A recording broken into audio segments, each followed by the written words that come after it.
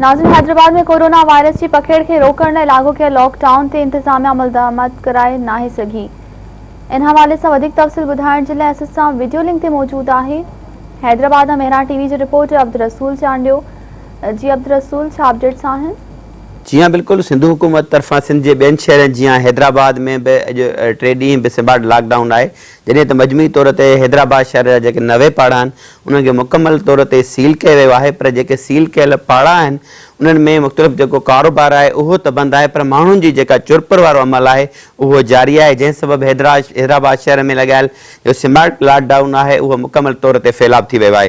जैसे तो ज़िले इंतजामिया जो मुख़्तलिफ़ जो SOP सिंधु हुकूमत तरफा जारी कई हुई उन ते ज़िले इंतजामिया अमल करण में मुकम्मल तौर पर नाकाम वही है। अड़ी रीत जहिड़ी मुख़्तलिफ़ जो SOP तहत मास्क पाए शहरी जेके वो घरन का बाहर निकरंदा, उन खां अलावा मुख़्तलिफ़ जेका कारोबार उहे बंद होंदा।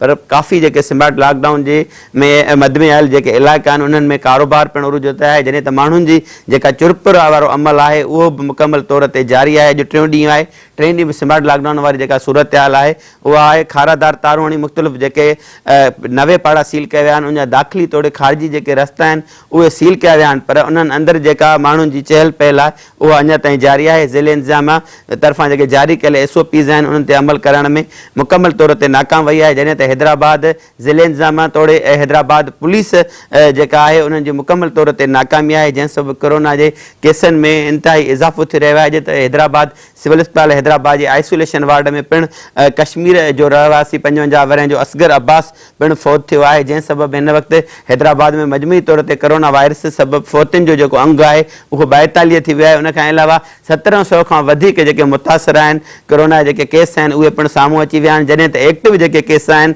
उहे हिन वक्त 1000 खां मथे थी विया आहिनि। 90 जेके पाड़ा मुकम्मल तौर ते सील किया विया आहिनि, उन्हनि में तक़रीबन 300 जेके कोरोना वायरस जा जेके केस आहिनि उहे एक्टिव आहिनि। उन खां अलावा मुख़्तलिफ़ जेके सील कयल पाड़ा आहिनि उन्हनि में अञा ताईं जेको पुलिस जो गश्त है वो अञा ताईं भी जारी है। जैसे तो डिप्टी कमिश्नर हैदराबाद तरफा मुख़्तलिफ़ जेके पाड़ा आहिनि उन्हनि जो पिण दौरो किया वियो आहे। जैसे तो अहिड़ी रीति असिस्टेंट कमिश्नर जेके आहिनि मुख़्तलिफ़ इलाइक़नि जा लतीफ़ाबाद जो असिस्टेंट कमिश्नर कासिमाबाद है तोड़े ज़िले इंतजामिया जेके आला अमलदार आहिनि उन्हनि पिण मुख़्तलिफ़ इलाइक़नि जो जंहिंमें स्मार्ट लॉकडाउन जो दौरो किया है, पर उन्हनि में मुकम्मल तौर ते जहिड़े SOPs आहिनि उन्हनि ते अमल कराइण में ज़िले इंतजामिया मुकम्मल तौर ते नाकाम थी वई है। जी अब्दुल रसूल, तव्हांजी महिरबानी।